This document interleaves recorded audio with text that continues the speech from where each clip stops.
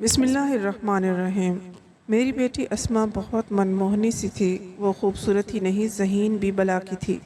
بچپن میں جب توتلی زبان میں پیاری پیاری باتیں کرتی تو ہم ماں باپ دونوں ہی اس پر واری صدقے ہوا کرتے۔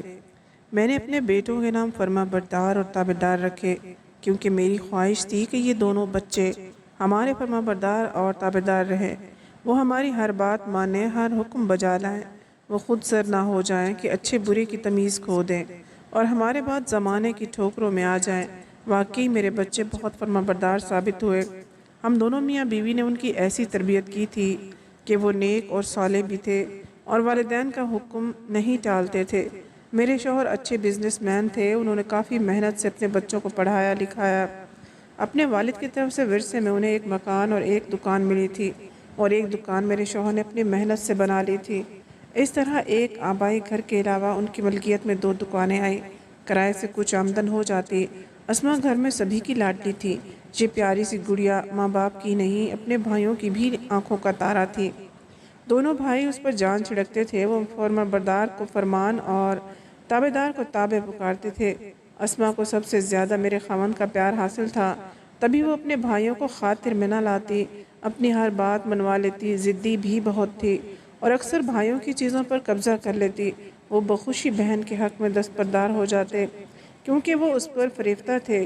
کھلونے، کتابیں، کھانے پینے کی اشیاء، غرض اسما ان کی جو چیز چاہتی اٹھا لیتی اور وہ اس کو نہ روکتے ٹوکتے۔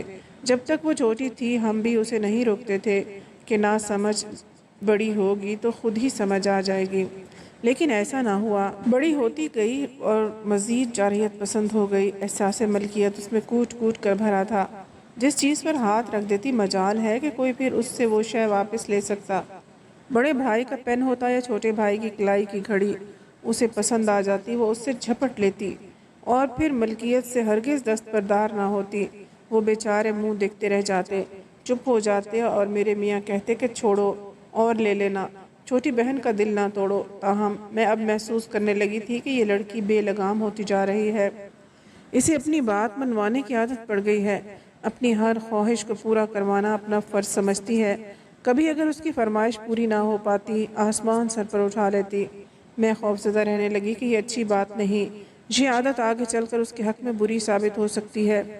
ماں باپ بہن بھائی ہر قدم پر اس کے ساتھ رعایت برتتے تھے، مگر زمانہ تو ایسا نہیں تھا، جبکہ حق ملکیت کو اس نے اپنی فطرت بنا لیا تھا۔ اس کی عمر 16 برس ہو گئی۔ میں اسما کو روکنے ٹوکنے لگی کہ اب تم بڑی ہو گئی ہو، اچھے برے کی تمیز کرنا سیکھو اور اسی طرح بے لگام نہ ہوتی جاؤ کہ تمہاری خواہشات تمہیں کسی گھڑے میں گرا دیں، تب تمہیں ہی نہیں ہم سب کو تکلیف ہوگی۔ وہ میری بات نہ سمجھتی، بلکہ ایک کان سے سن کر دوسرے کان سے نکال دیتی۔ اگر ڈانٹ ٹپٹ کرتی تو اس کے والد آڑے آ جاتے کہ کیا ہو گیا ہے تمہیں، کیوں بچی کے پیچھے پڑ گئی ہو، ابھی اس کی عمر ہی کیا ہے، وقت کے ساتھ ساتھ پختہ ذہن ہو جائے گا۔ میں کہتی کہ یہ بیٹی ہے اور بیٹیاں پرایا دھن ہوتی ہیں، اسے بھی تو پرائے گھر جانا ہے۔ آج اگر ہم اسما کو اچھا برا نہیں بتائیں گے تو کل کو یہ سسرال والوں کے ہاتھوں خوار ہوگی۔ مائیں بچیوں کو سمجھاتی ہیں، مجھے اسے سمجھانے دو، مگر وہ مجھے ہمیشہ غلط اور بیٹی کو صحیح کہتے رہے۔ ان کی شہ پا کر وہ اور بھی دلیر اور شیر ہوتی جاتی تھی۔ اب میرے بیٹے بھی محسوس کرنے لگے تھے کہ ان کی بہن پر وقت زیادتی کرتی رہتی ہے، چھوٹی ہونے کے باوجود بات بات پر ان کی بے عزتی کر دیتی ہے۔ وہ والد کے ڈر سے اسے کچھ نہ کہتے اور صبر کر لیتے تھے۔ وقت تیزی سے گزرنے لگا، تینوں بچے بالغ اور باشعور ہو گئے۔ بڑے بیٹے نے گریجویشن کرنے کے بعد والد کی دکان سنبھال لی، جبکہ چھوٹا ابھی پڑھ رہا تھا کہ میرے خاوند اچانک بیمار پڑ گئے۔ اسما نے میٹرک کر لیا تھا اور اب وہ سیکنڈ ایئر کی طالبہ تھی۔ انہی دنوں میری سوتیلی نند اسما کے لیے اپنے بیٹے کا رشتہ مانگنے ہمارے گھر آ گئی۔ میں نے ان کی خوب خاطر مدارت کی، کیونکہ میرے میاں اپنی بہن سے پیار کرتے تھے۔ وہ عمر میں ان سے 4 سال بڑی تھیں، بہت ادب کرتے تھے۔ ہمارے سسر صاحب نے 2 شادی کی تھی۔ پہلی بیوی سے میری یہ نند فاخرہ پیدا ہوئی اور جب یہ 5 برس کی تھی تو ان کی ماں فوت ہو گئی۔ تب سسر صاحب کو دوسری شادی کرنا پڑی۔ میرے شوہر اور باقی ان کے بہن بھائی دوسری بیوی سے تھے۔ ہماری ساس بہت اچھی تھی، انہوں نے فاخرہ کو بہت پیار اور طریقے سے پالا تھا، سگی اولاد کی طرح سمجھا، لہٰذا ان کے بچے بھی اپنی بہن سے بہت پیار کرتے تھے اور سگے سوتیلے کا کوئی فرق ان میں نہیں تھا۔ سبھی ایک ساتھ ایک گھر میں پلے بڑھے، ان کا آپس کا پیار بھی مثالی تھا۔ جب اس نے مجھ سے رشتے کی بات کی تو میں نے جواب دیا کہ تمہاری خواہش سر آنکھوں پر یہ ہماری عزت افزائی ہے، لیکن اپنے بھائی کو گھر آ جانے دو، وہی جواب دیں گے۔ میں ان کی مرضی کے تابع ہوں۔ ابھی ہم یہ بات کر رہے تھے کہ میرے شوہر قدیر گھر آ گئے۔ انہوں نے بہن کا مدعا سنا تو انکار نہ کر سکے اور ہاں کر دی۔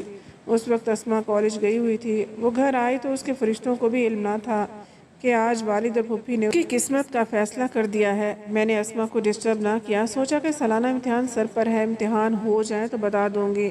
ہمارے بچے پھپھی سے پیار کرتے ہیں، ورنہ اس رشتے پر کیا اعتراض ہو سکتا ہے۔ سالانہ امتحان ہو گئے۔ میرے شوہر کی صحت روز بروز خراب ہوتی جا رہی تھی۔ انہیں تشویش لاحق ہونے لگی کہ بچوں کی جلد از جلد شادیاں کر دیں، خصوصاً وہ بیٹی کو اپنی زندگی میں ہی اس کے گھر کا کر دینا چاہتے تھے۔ انٹر کے پیپر ہو گئے تو میری نند فاخرہ باجی ہمارے گھر شادی کی تاریخ لینے آ گئی۔ قدیر بھی یہی چاہ رہے تھے کہ جلد از جلد اس فرض سے سبکدوش ہو جائے۔ انہوں نے تاریخ طے کر دی اور مٹھائی منگوائی تو اسما کو علم ہوا کہ اس کی شادی کی تاریخ پکی ہو گئی ہے۔ یہ خبر سن کر تو اس کا رنگ اڑ گیا، بجائے خوشی کا اظہار کرنے کے وہ مزید پریشان ہو گئی اور کہا امی جان میرا یہاں رشتہ نہ کیا جائے، آپ ابا جی کو بتا دیجئے میں یاسر کے ساتھ شادی کرنے پر رضامند نہیں ہوں۔ میں نے کہا بیٹی تم یاسر کے ساتھ شادی پر رضامند کیوں نہیں، جبکہ وہ دیکھا بھالا لڑکا ہے، پڑھا لکھا ہے اور اس میں بظاہر کوئی برائی نظر نہیں آتی۔ تمہاری پھپھی تم سے پیار کرتی ہیں اور خوشحال گھرانہ ہے ان کا، تمہیں اس رشتے پر کیا اعتراض ہے؟ اپنوں میں رشتہ مل رہا ہے، ہم تمہارا مستقبل محفوظ دیکھ رہے ہیں۔ اس نے بڑی سختی سے انکار کیا اور کہا کہ میں ابھی پڑھنا چاہتی ہوں، آپ کو پہلے دونوں بھائیوں کی شادی کی فکر کرنا چاہیے تھی، آپ کو میری شادی کی کیوں اس قدر جلدی پڑی ہے؟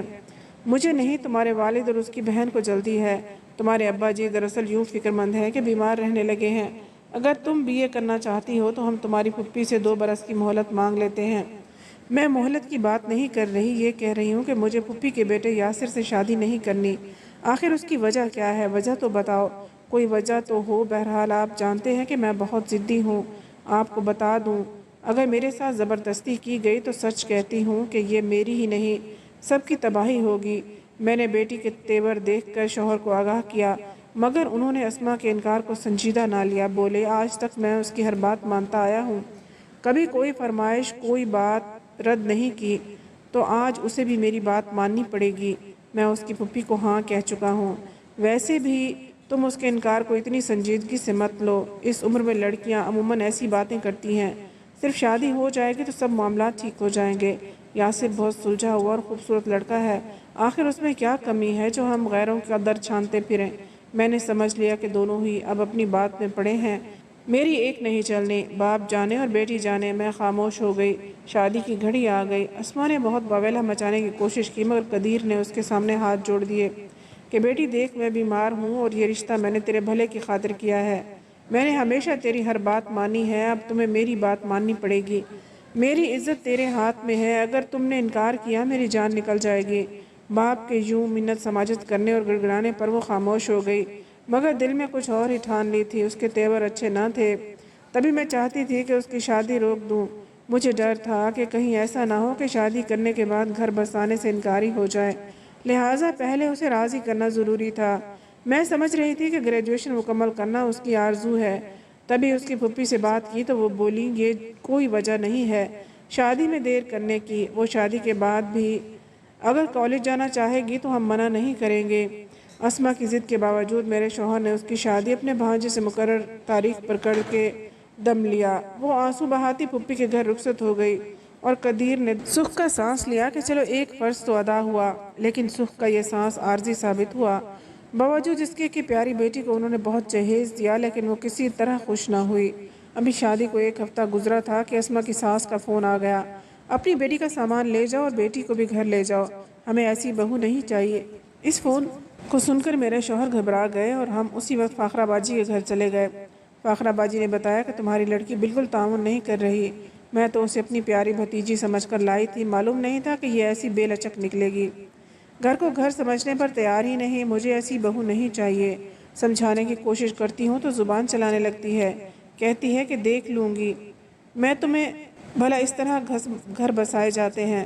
بات بات پر مجھ پر آنکھیں دکھاتی ہے۔ ابھی وہ یہی بات کر رہی تھی کہ اچانک اسما بیچ میں بول پڑی اور کہا کہ میں نے بھی یہاں نہیں رہنا، میں بھی ان کے سب کالے کرتوت جان چکی ہوں، نہ ہی ان کا بیٹا بیوی کے قابل ہے، اور آپ کی بہن تو رات کے وقت۔ اسما نے اتنی بات کہی تھی کہ میرے شوہر نے اس کے منہ پر تھپڑ دے مارا اور اسے چپ رہنے کو کہا۔ پھر میرے شوہر بولے، بہن اسما یہاں آباد رہے نہ رہے، میں اس کے جہیز کا سامان آپ کے گھر سے ہرگز نہیں اٹھاؤں گا، آپ بے شک اس سامان کو باہر پھینک دے۔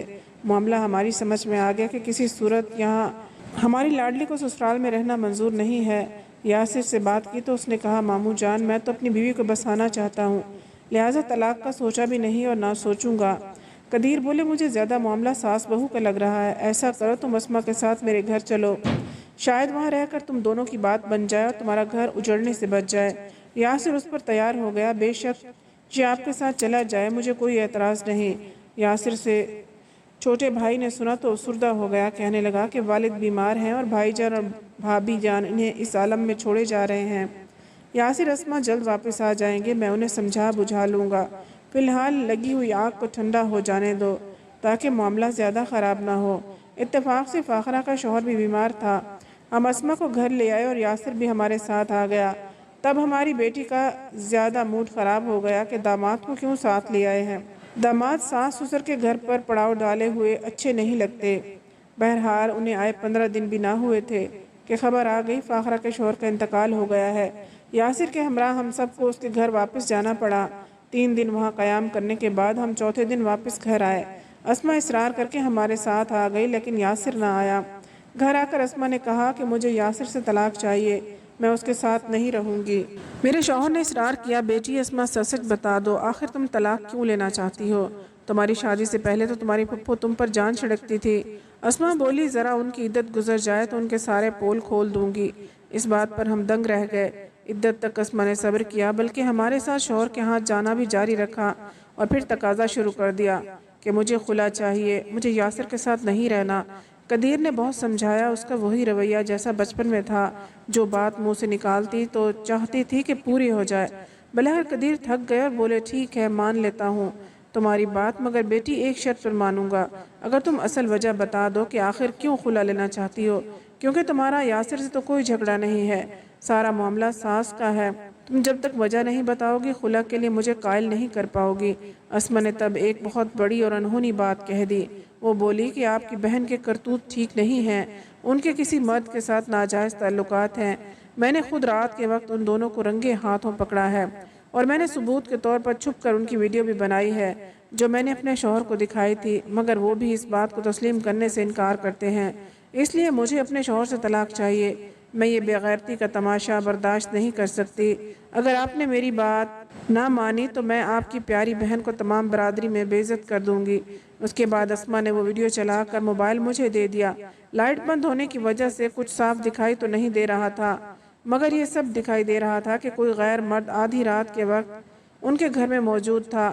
یہ سب دیکھ کر ہم میاں بیوی کے پیروں تلے سے زمین نکل گئی، ہم سوچ میں پڑ گئے کہ پتہ نہیں یہ بات سچ ہے یا ہماری بیٹی طلاق لینے کے لیے یہ سب ڈرامہ رچا رہی ہے۔ ہم میاں بیوی کو یقین نہ آیا کہ باجی فاخرہ جن کے بارے میں کبھی کسی نے شکایت نہیں سنی تھی وہ ایسے بھی ہو سکتی ہیں، بلکہ مجھے تو یقین ہو گیا تھا کہ میری ضدی لڑکی سراسر جھوٹ بول رہی ہے، اپنی پھپھو پر الزام کر رہی ہے۔ میں اپنی بیٹی کی فطرت کو خوب جانتی تھی، جب اسے اپنی ضد منوانی ہوتی تھی تو وہ یہ کسی بھی حد تک جا سکتی تھی۔ بہرحال قدیر بیٹی کی اس الزام تراشی سے ڈر گئے، سوچا کہ جو کہتی ہے کر کے دکھاتی ہے، اب جب کہ میری بہن بیوہ ہو گئی ہے، اگر اس نے اس قسم کی باتیں اڑانی شروع کر دی تو میں ہی نہیں فاخرہ بھی برادری میں کسی کو منہ دکھانے کے لائق نہیں رہے گی۔ انہوں نے اسما کی منشا پوری کرنے کی ٹھان لی اور عدالت میں اس کی طرف سے خلا کا کیس دائر کر دیا۔ یوں اسما نے خلا حاصل کر کے اپنا مقصد پورا کر لیا، بہن اور بھائی کا رشتہ ٹوٹ گیا، اس میں دراڑ ہی نہیں بہت بڑی خلیج حائل ہو گئی۔ لیکن میرے شوہر نے سوچا اس طرح بھی اگر میری بہن کی عزت بچتی ہے تو بچا لوں۔ خلا کو 6 ماہ بمشکل گزرے تھے کہ اسما نے کہا کہ وہ اپنی پسند کی شادی کرنا چاہتی ہے۔ میں نے پوچھا کہ لڑکا کون ہے اور تمہارا اس کے ساتھ کب سے ناتا ہے؟ بولی، شادی سے پہلے واقفیت ہوئی، میری کلاس فیلو کا بھائی ہے اور اسے لینے کالج جاتا ہے، تبھی ہماری واقفیت ہوئی، ہم نے آپس میں شادی کے عہد و پیمان کر لیے اور خیال تھا کہ تعلیم مکمل کرنے کے بعد آپ لوگوں کو بتا دوں گی، لیکن ابا جان نے اتنی مہلت نہ دی اور اپنی منمانی کرتے رہے۔ میں اسما کی جرأت پر حیران تھی کہ وہ یہ باتیں کرتے ہوئے ذرا بھی جھجک محسوس نہیں کر رہی تھی، کتنی بے باک تھی وہ۔ میرا خیال درست تھا کہ وہ اپنی پھپھو پر تہمت لگا کر اس نے اس سے گلو خلاصی کرا لی اور اپنا مقصد حاصل کر لیا۔ جانتی تھی چاہت کی خاطر جان پر کھیل جانے والی یہ لڑکی اب اپنے ارادے سے باز آنے والی نہیں۔ لہٰذا میں نے اس کا ساتھ دینے کی ٹھان لی۔ دوبارہ اس کا گھر بسانا تھا کیونکہ میرے شوہر کو کینسر ہو گیا تھا، ان کی زندگی کا کوئی بھروسہ نہیں تھا۔ ابھی میں قدیر کو اسما کی بات سے آگاہ نہیں کر پائی تھی کہ وہ اچانک بیمار ہو گئے اور کچھ دنوں میں ہی اس دنیا سے چلے گئے۔ بچوں کی تمام ذمہ داریاں میرے کندھوں پر آن پڑی اور سب سے بڑی ذمہ داری اسما کی تھی۔ مجھے ہر حال میں اسے نپٹانا تھا۔ اس کی خواہش پر میں نے اس لڑکے کو بلایا جس کا نام رستم تھا اور جس سے بیاہ رچانے کو میری بیٹی نے یہ مارکا سر کیا۔ بالآخر خلا لے کر ہی دم لیا۔ پہلی نظر میں ہی رستم مجھے پسند نہ آیا تو وہ خوب رو اور پڑھا لکھا تھا اور خوشحال خاندان کا چشم و چراغ تھا، مگر وہ دوہری شخصیت کا مالک تھا۔ اس کا ایک روپ بظاہر بہت اچھا اور دلکش جبکہ دوسرا روپ گھٹیا اور کمتر تھا۔ اس سے مختصر سے انٹرویو کے بعد میں نے اپنی بیٹی کو آخری بار سمجھانا اپنا فرض سمجھا۔ اسے بتایا کہ بیٹی یہ لڑکا صحیح نہیں ہے، بعد میں کہیں تمہیں پچھتانا نہ پڑے۔ امی پچھتاوے کا لفظ میری لغت میں نہیں ہے۔ جو کام کرتی ہوں یوں ڈٹ کر کرتی ہوں اور پھر انہیں نہیں پچھتاتی ہوں اور نہ قدم پیچھے ہٹاتی ہوں۔ آپ بس میرا نکاح رستم سے کروا دیجئے۔ کوئی چارہ نہیں تھا، بیٹوں کو کسی طرح راضی کیا اور بیٹی کا نکاح اس کے من چاہے شخص سے کرا کے رخصت کر دیا۔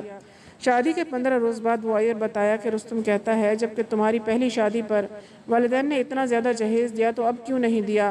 میں نے کہا کہ اس نے شادی کے وقت کوئی ڈیمانڈ نہیں کی۔ اگر اب اس کا یہ مطالبہ ہے تو تم فہرست لا دو، میں تمہارے بھائیوں کو دے دوں گی اور وہ سب کچھ لا دیں گے۔ 2 روز بعد میری بیٹی دوبارہ آئی، بولی ماں یہ کہہ رہی ہے۔ فہرست میں نے پڑھی۔ جہیز کے علاوہ اس میں ہماری جائیداد کی تقسیم کا مطالبہ تھا۔ جائیداد میں جو اسما کا حصہ بنتا ہے وہ ہمارے حوالے کر دیں۔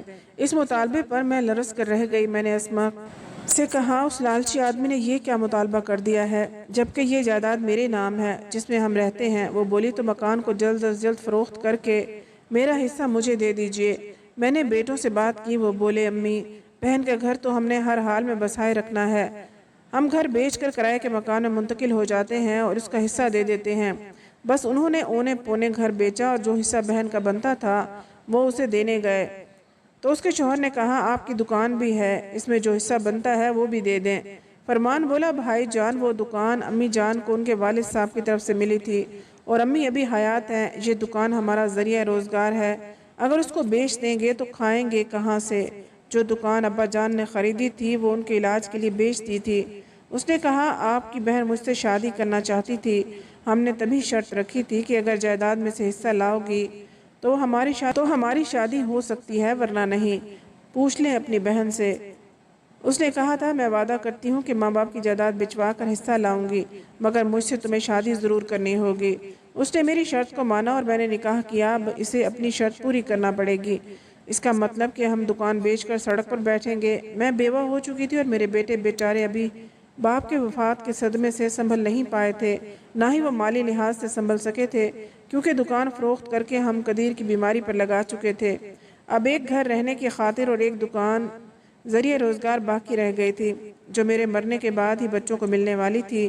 میں ابھی زندہ تھی اور یہ دونوں چیزیں میرے شوہر وفات سے قبل میرے نام کر گئے تھے تاکہ بچے کہیں بڑھاپے میں مجھے در بدر نہ کر دیں۔ بیٹوں نے تو ایسا نہ کیا مگر بیٹی جو اللہ کی رحمت کہلاتی ہے اس نے اپنے شوہر کے ساتھ مل کر ہمیں ضرور کنگال اور در بدر کیا۔